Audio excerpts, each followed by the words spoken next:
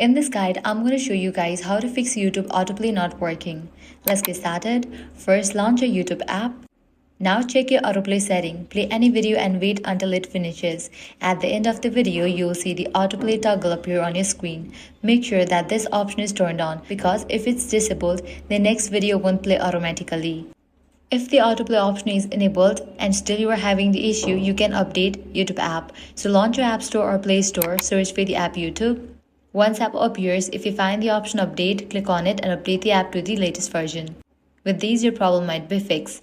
Outdated version of the app can often cause features like autoplay to stop working properly. Next up, you can check the server status of YouTube. For that, launch your preferred browser, navigate to the website like Town Detector, search for YouTube. If you found out any outages, wait until the problem will be resolved from their side.